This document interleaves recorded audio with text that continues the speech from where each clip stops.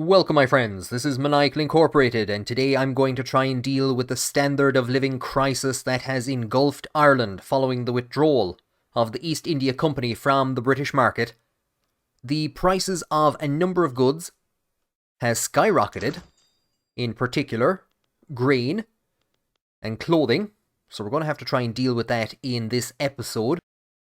We have a number of different things that we need to do. Probably the easiest thing is, unfortunately, to put the tax level back up to very high. So one of the things that we're going to try and do is we are going to try and trade our way out of this problem. For that, we're going to need to increase our bureaucracy. And we can also see that we have a taxation capacity deficit in Munster and in Ulster. So what I'm going to do is I'm going to begin building some government administration in those regions. And I'm also going to build a rye farm in Munster. One of the comments on the last episode from Michael Roberts suggested changing the production method of our construction sector because of how little wood we are producing in Ireland. The British market is indeed in a negative balance, but the price isn't actually all that high. I'm going to change the construction method or the production method, and we're going to see big savings. I think that is mostly being caused by the decrease in the amount of fabric that's being used. And that's going to go to, hopefully, also reducing the cost of clothing. We're also going to change the production methods for a number of our factories. I'm going to change the food industry to patent stills, which is going to decrease the amount of groceries that are being produced, but increase the amount of liquor. Grocery production at the moment isn't the worst, or the grocery price isn't the worst. And for our rye farms, I think we're going to move the ones in Munster to maintain single crop.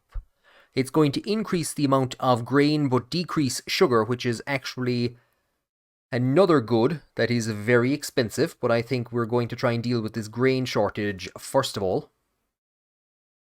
And the last thing to do before I start the game up and start constructing a government administration and a rye farm, so those are the first two that I'm going to produce, so that's kind of changed the cost, because we're now producing two buildings in Munster instead of one in Munster and then waiting for Ulster.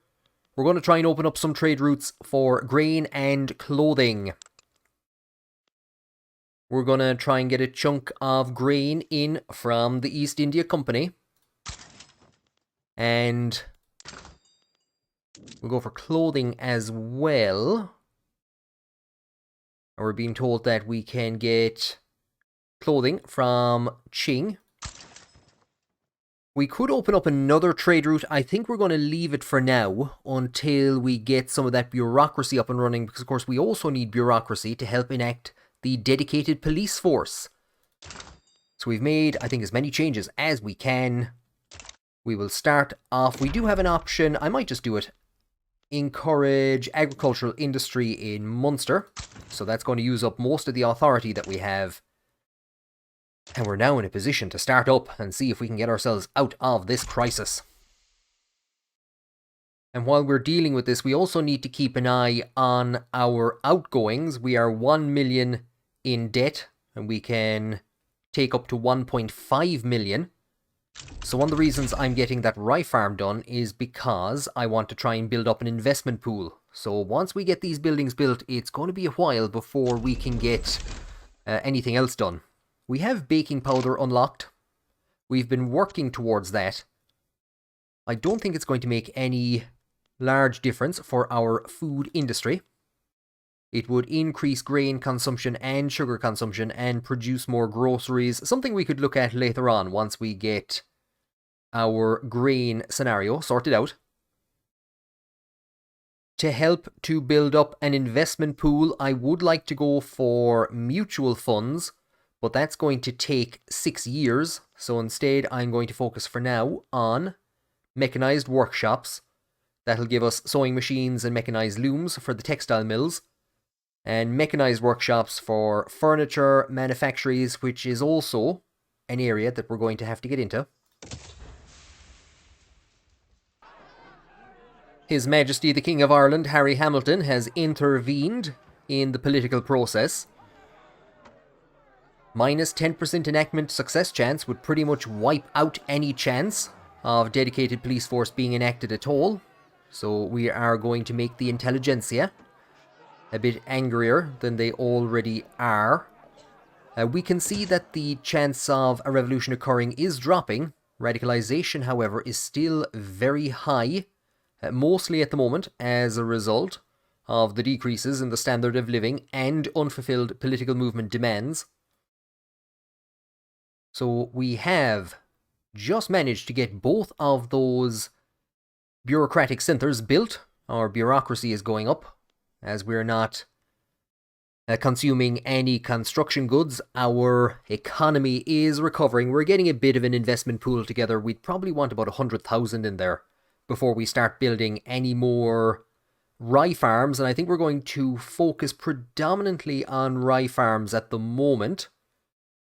We're going to have to try and get out of that credit deficit that we're in as well. The interest rate on that is just under 4,000 per week. You can also see that we have from diplomatic packs 13,000 a week. That is 30% of our revenue, which is going to Great Britain as we are its puppet. So that is a pretty hefty contribution that we're making. Ireland was historically heavily overtaxed throughout the 19th century, so very, very accurate. We're coming to the end of the year 1850, and we can see that we have largely dealt with our grain crisis. We're bringing in a good chunk more than the demand, which has helped massively to increase the standard of living, especially amongst the lower strata. I think they were paying 30% on average over the base price at one stage. Clothing is still a massive, massive issue, and that is why, instead of focusing on the rye farms, we're going to go back to focusing on textile mills in Ulster. And at the moment we're seeing that a good chunk of that textile mill is being financed out of the investment pool. But yeah, we've a lot of work in getting back to a positive credit balance and getting a bit of a gold fund together. Large numbers of English. I don't care about the English. A newspaper called the Ulster Gazette has printed a bigoted article about the English people living there. We'll ignore it. With the way that agriculture is performing, I have changed all of our farms back to secondary production method, which decreases the amount of grain that they're producing and increases sugar and fruit. I'm also going to change them to soil enriching farming. So it's going to begin to use fertilizer, which we actually have a fairly good supply of at the moment. And we have gotten that textile mill built in Ulster. We can see that it's generating a good, healthy profit. We've got full employment, and it's building up the cash reserves.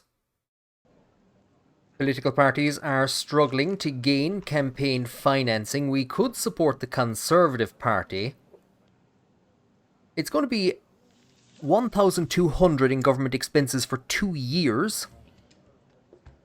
But we will get +1 opposition interest group approval. And with the way that our tax income is performing at the moment, I think we're going to go for this option. We have another opportunity to take on more costs. I don't want to take on this minus 10% bureaucracy. We need to entirely revise how asylums work. It's again going to cost us 1,900 for 5 years, but it will increase the standard of living for the lower and middle strata by 1. So it is a bit expensive, but what we're going to do is we're going to keep our taxation rate at the highest rate that we can for the next couple of years. We've just gotten mechanized workshops unlocked, and we can see that the standard of living has gone over 12 for the first time in a very long time, for all of our population, they're paying on average 10% over. So grain, I've been chopping and changing grain like crazy. I've actually cancelled our import routes.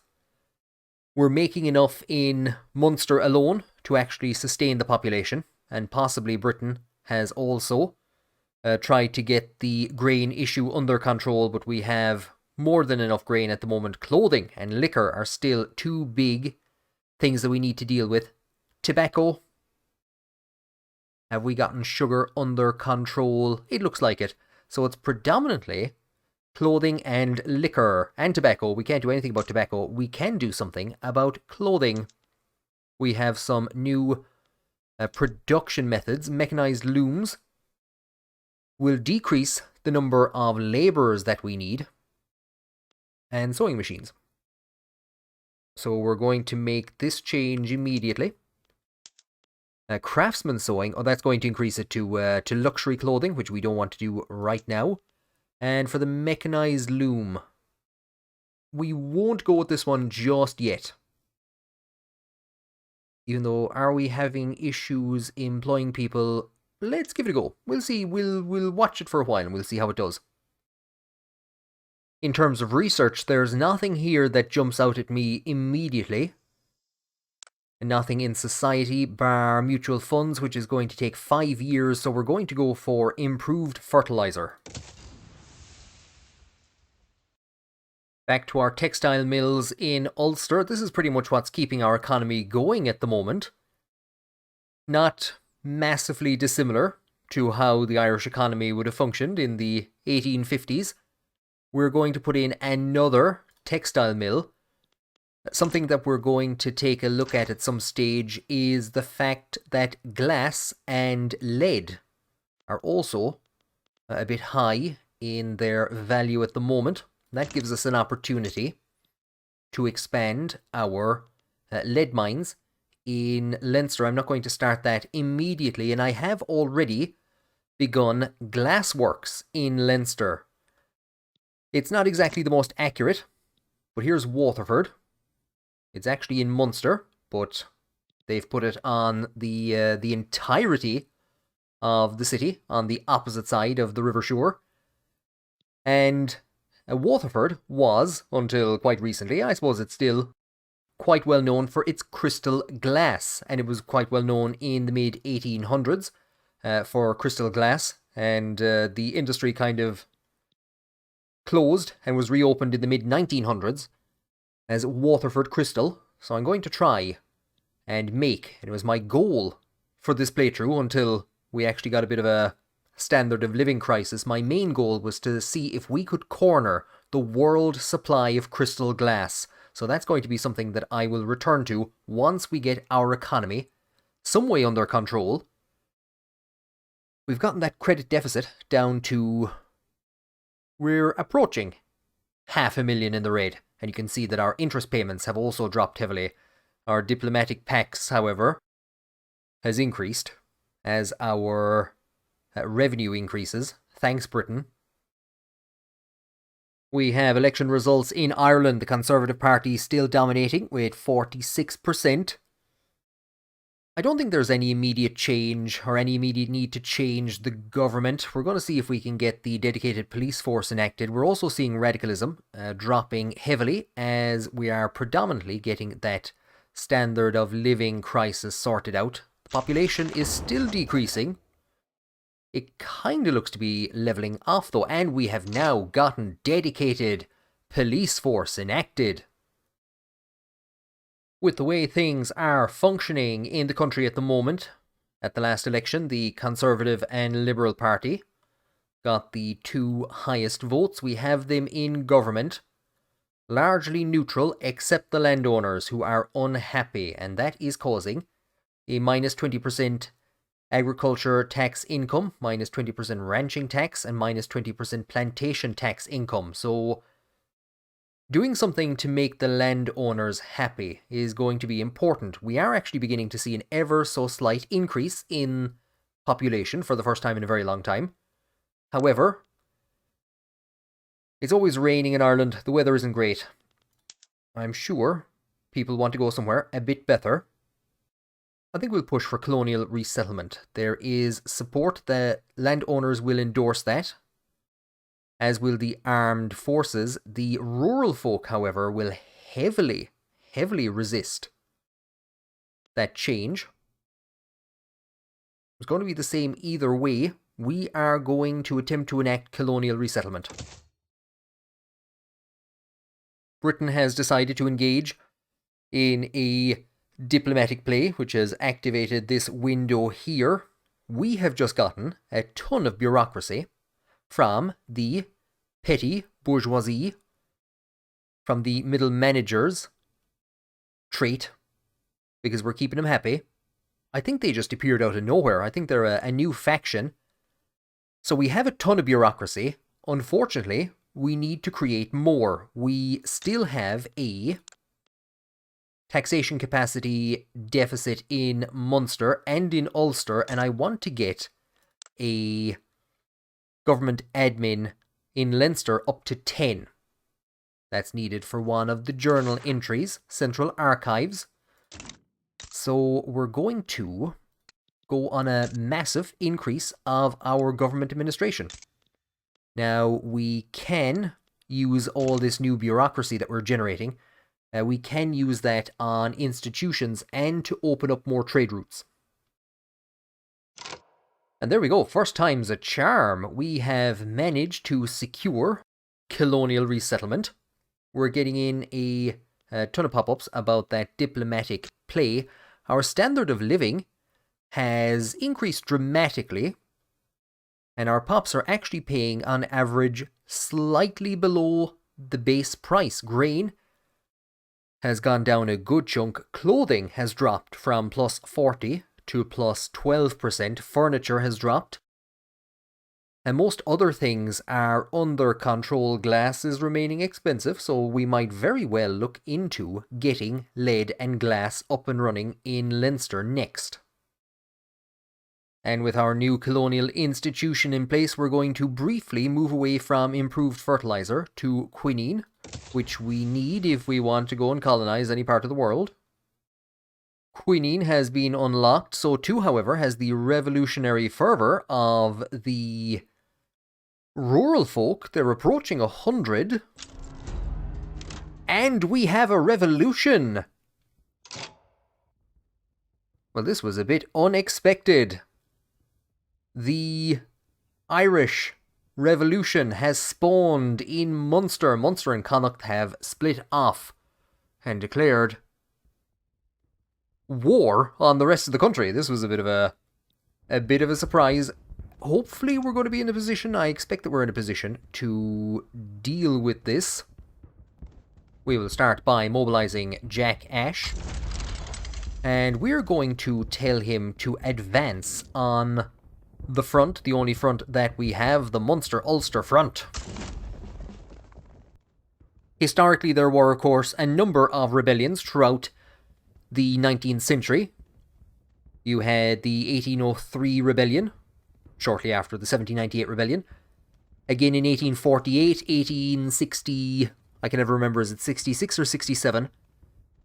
Then you have the Land War, and then of course you're into the likes of the 1916 Rising. So the 19th century was a period of tremendous turmoil in Ireland, as is represented by our figures here. Well, I was going to say, I thought that was our rebel figure. Of course, our population has effectively halved as a result of the rebellion. It also means that we've had a big drop in radicals. That's fantastic. Maybe we should just let these places go. Britain is offering to take on our debt. We would owe them an obligation. I think we can handle this. I think we can get ourselves out of this scenario. The rebels are getting a substantial number of forces together. I'm not exactly too sure what is generating that. They now have 9 garrison soldiers. They are getting a good, hefty advantage over us. Now, they have, of course, also effectively declared war on the United Kingdom of Great Britain. I suppose it's not the United Kingdom anymore now that Ireland has been puppeted out. They have a bit of an advantage over us. I have activated my troops to defend the border, and we are indeed seeing that Britain is deploying soldiers to Ireland to aid us. To arms. And a battle appears to have broken out on the Munster-Ulster front. I actually assigned my general back to defend the line while Britain was sending in its soldiers. So we might put Jack Ash pushing the line now in a couple of minutes if necessary. It looks like the overwhelming English forces will turn this war in our favour. And our ally, Great Britain, was victorious. British forces have begun pushing into Connacht. Another engagement is breaking out in Munster. We're taking the regions very slowly, so this is taking a considerable amount of time. And of all the things that dangerous equipment had to hit, our textile mills in Ulster, we cannot pull the brakes on the engine of progress. Look at him there with his big fancy hat. Jack Ash advances through Waterford. Most of County Clare has fallen. The British forces are pushing into Mayo and Galway. Mallow has fallen. Jack Ash has taken control of Cork, is now pushing into Kerry as British forces hopefully clear up in Connacht. I never thought I'd say that. The Scottish have begun migrating to Jamaica as the Irish peasant revolt has capitulated. Hopefully we have taken the rebel leader captive. We'll see what his traits are, what his martial stats and his prowess figures are like. We might be able to recruit him into our army, force his conversion if necessary. But aided pretty much exclusively by forces from Britain, or I should say thanks solely to the forces from Britain, we have managed to maintain the existence of the Kingdom of Ireland. Ireland is lacking a number of key resources, particularly cotton and tobacco. Cotton for our clothes industry, for the textile industry in Ulster. Our attempts to establish a colonial institution so that we could go and procure those resources led to a civil war, and with that now defeated, the Kingdom of Ireland begins to look for colonies. There were very few options in Africa, predominantly the Congo. There was access to regions which produce cotton. Unfortunately, due to severe malaria, it would have taken almost 4,000 days to establish a colony. And so instead, Ireland has gone for this part of the world, which has no cotton and no tobacco. It does have coffee and rice farms, and the reason that I've picked Bougainville to start with is because recently they declared independence in the last couple of years, IRL, and the individual who oversaw the referendum in this region on the independence vote was Bertie Ahern. So there you go. So that's where we're starting. And now that we have established a foothold in Bougainville, we will begin the construction of a port. We will see how this goes in terms of expense. And it was indeed a hefty piece of expenditure, but we've gotten that out of the way. Our balance is dropping. We're only generating plus 3,000 to 4,000 per week at the moment, with the highest rate of taxation in place. We might need to begin some exports to push up the prices of some of our goods, because of course getting all the prices down, that's great, that's fantastic. But then it means that we are making less money. So we could actually very well begin exporting grain. I have no doubt that a day will come when Ireland's colonisation efforts in this region will be declared as utterly incompetent. What we're predominantly looking at is regions which are moderately good in producing grain and coffee. Those are pretty much the only two resources, other than Wales, which can produce oil and meat, that we have secured.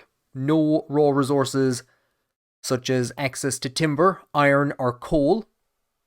No access to cotton, and no access to tobacco. This is pretty much a crazed effort by His Majesty, King Harry Hamilton, to generate prestige and for Ireland to take part in the colonisation of the world, the expansion of the British Empire, one that rent the country asunder, sent us into a civil war, and is not contributing much materially to our economy.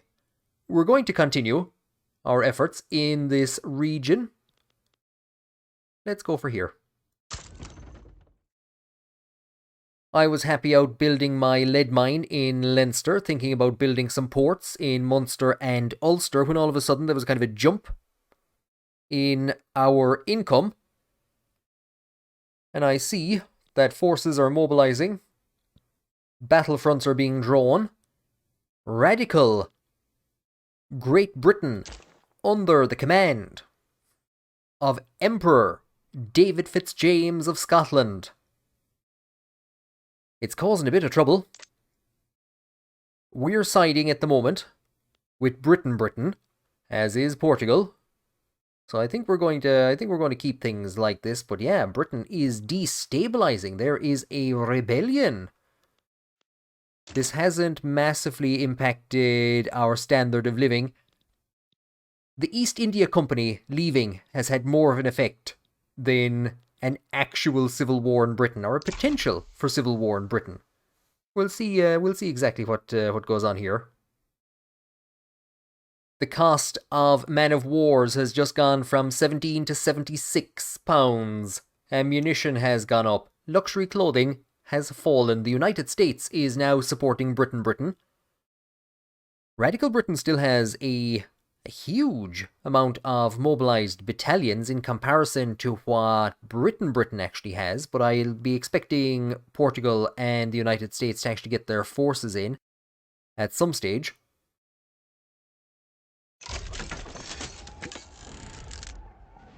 War with radical Great Britain has broken out. So there is Britain with 82 battalions. The United States is bringing on 116. What's Portugal contributing? 8. We've as big an army as Portugal has. For the hell of it, we will mobilise Jack Ash and we will order him to advance the front into Scotland. I think things aren't looking great down here in London. 129 rebel battalions, radical battalions, against 67, so I'm not too sure when / if the United States will actually appear. And the first battles erupt on the border into Scotland. General Peter Abbott of the United States of America has brought troops from the District of Columbia, Arkansas, Virginia, Alabama, all the ways to Lancashire. Whereas down here, things are not looking good. Rupert Taylor does not have a huge amount of forces in comparison to Fairfax, Salisbury. So I'm not too sure which of these is worth watching. I was going to say worth fighting. And indeed, the rebels have marched on London. I'm not too sure what this is actually going to mean for Ireland and its place in the world, should the rebellion succeed, and it looks like it will. Here are the Irish. Brigadier General, or I should say, yeah, he's Brigadier General Jack Ash was put in charge of forces, and we've helped to advance down into radical Britain. So even though Fitzjames is Scottish, Scotland has actually remained loyal. We're going to see these radical battalions move north once this region has been taken. Lads, I'm not going to lie, I have absolutely no idea what's going on here. I think Britain managed to hold out, ever so slightly, against the radicals. There's been a pretty substantial advancement through the north of England. But I imagine once those 165 rebel battalions swing around, it's going to be a different story.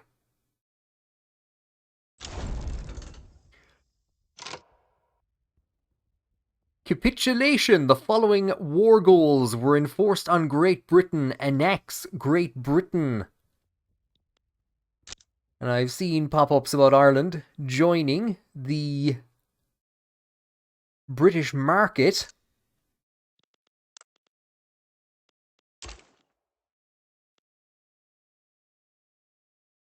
I, for one, welcome our new emperor. Well now, there we go. Another chaotic swing in the amount of grain available in the British market, and the amount of wood, and the amount of tea. Oh Jesus, that won't keep them happy. The good news is that coffee is now 75% above its relative price. Maybe our colonization efforts won't go to waste after all. This has been a bit chaotic. We've managed to get our own economy sorted out. We're in a pretty good position. I've started building more government administration. We're still in a tax deficit, or a tax capacity deficit in Munster. And I'm going to try and get to level 10 in Leinster.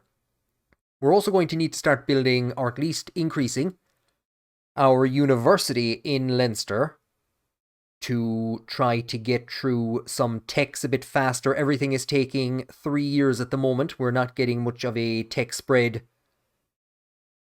to Ireland. There isn't really a direction that we can go in at the moment. I'm not too sure how this is going to fare out, how the new British administration is going to do. I'm trying to see where the major powers in the world are, or who the top power in the world is, because Great Britain has fallen to second place.